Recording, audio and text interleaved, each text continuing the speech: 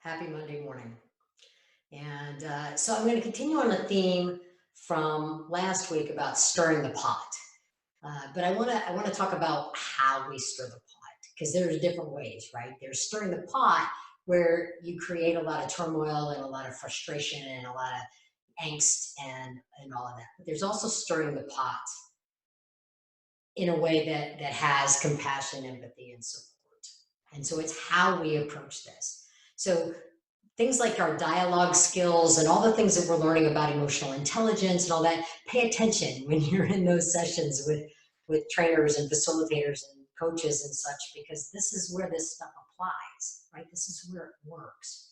So when I'm in the fog and I need to stir the pot because there's confusion or there's ambiguity or there's frustrations or worries, and I have to stir the pot to gain understanding of what's going on. I also have to question things like, are we going about this the right way? Or is this the best way to look at this? Or do I need to stir the pot because I'm in disagreement, right?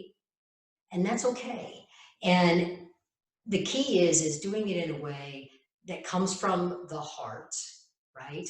So don't stir yourself up and rehearse your argument, right? So that you can be self-righteous and correct.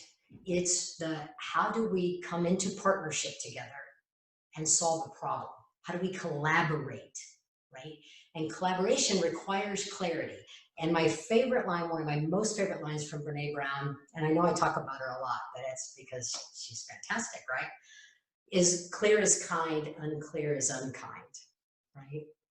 So when I choose not to stir the pot because I think I'm being kind, I'm actually not. I'm actually doing the opposite because that's ignoring, right? I'm spiraling down. I'm being destructive in that process of thinking I'm being kind. I can give really hard feedback. I can disagree and I can be frustrated and still do it with compassion, empathy, and support, right? It's all in my self-talk and in my head. I need to have myself in that place because I'm going to bring forth my very best response.